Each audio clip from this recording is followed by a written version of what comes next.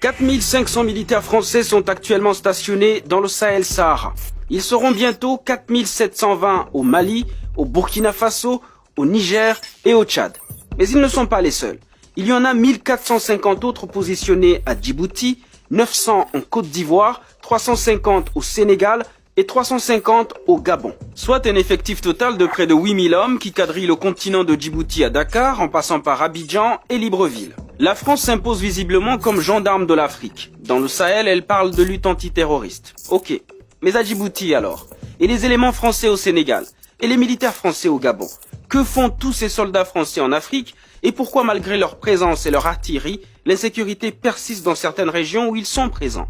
Nous posons des questions légitimes. Cet impressionnant matériel militaire sert à quoi si c'est pour que les terroristes continuent à nous narguer sur nos territoires? Donc ce que nous voulons, c'est une action de redevabilité, de justification du stationnement des troupes françaises au Sahel.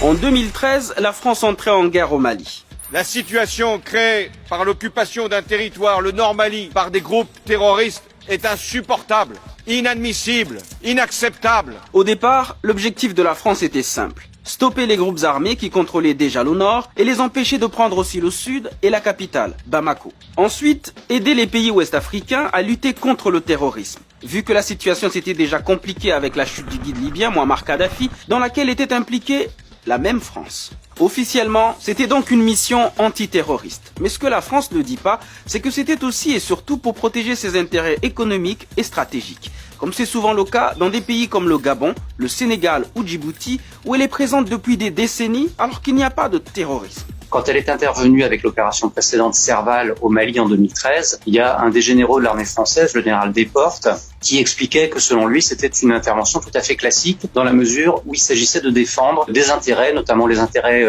uranifères au Niger voisin, où des prises d'otages avaient eu lieu par les groupes djihadistes implantés au Mali, et donc ça perturbait des intérêts importants, et ces intérêts risquaient également d'être menacés dans d'autres zones si les prises d'otages se poursuivaient. Et des intérêts, les entreprises françaises en ont beaucoup sur le continent. Parmi les plus importantes et les plus connues, le groupe nucléaire Areva, devenu Orano et qui exploite l'uranium, un minerai qui représente 70% des exportations du Niger. Autre exemple, Total, qui lui tire plus de 30% de sa production pétrolière de l'Afrique. Sans oublier Bolloré, dont la filiale Bolloré Africa Logistics est le leader du transport et de la logistique en Afrique. On y ajouterait également des sociétés comme EDF, Castel, CFAO, BNP, Société Générale, Lafarge, la compagnie fruitière, etc., etc. Le Conseil français des investisseurs en Afrique estime la présence française à environ 1000 établissements et 80 000 collaborateurs, pour un chiffre d'affaires de 40 milliards d'euros. Des intérêts non négligeables, puisqu'ils représentaient en 2011 17% des exportations françaises. Et comme le soulignait clairement le rapport du Sénat français en 2013, l'Afrique est notre avenir. Un avenir possible grâce aux grandes entreprises comme Total, ancienne Elf, qui existent depuis l'époque coloniale. Et pour leur garantir la sécurité dans une région souvent instable, eh bien Paris a trouvé une bonne parade. L'armée française a conservé des hommes en Afrique depuis les indépendances pour sauvegarder ses intérêts, qui sont de plusieurs ordres, des intérêts parfois stratégiques, quand il s'agissait notamment de sécuriser l'approvisionnement en pétrole ou en uranium. Avec une dizaine de bases militaires et plusieurs points d'appui sur le continent, la France demeure ainsi le gendarme de l'Afrique. En 30 ans, elle y a mené une cinquantaine d'opérations militaires. De la Centrafrique au Mali, en passant par la Côte d'Ivoire et la Libye, elle dit vouloir rétablir la démocratie, chasser les djihadistes et maintenir la paix avec souvent l'aval des Nations Unies. C'est ce que Raphaël Granvaux appelle l'intérêt de puissance. Il s'agit pour la France de garder son rang comme des hommes politiques, c'est-à-dire de justifier l'attribution d'un poste permanent au Conseil de sécurité des Nations Unies. Et pour mériter le maintien de ce poste, eh bien, il faut que la France soit capable, selon elle, de continuer à mener une politique expéditionnaire et intervenir dans sa sphère d'influence pour maintenir l'ordre. Et tout cela a évidemment un coût. Car l'armée française dépense plus de 100 000 euros par soldat déployé chaque année. Et d'une manière ou d'une autre, il faut bien payer la note.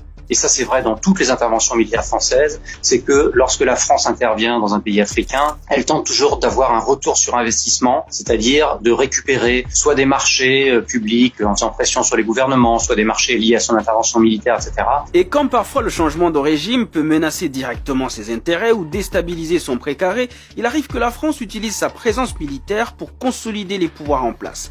quitte à massacrer des civils, comme à Abidjan en 2004. La France s'est parfois montrée complice des crimes qui étaient commis par les forces armées de ces pays, complicité parfois active, où elle les accompagnait, et parfois, dans le cas de la Côte d'Ivoire par exemple, la France a été amenée elle-même à commettre des crimes de guerre ou des crimes contre l'humanité contre des populations civiles. Et c'est toute l'ambiguïté de sa politique, mais qui lui assure du coup un avantage qu'aucune autre puissance n'a sur le continent.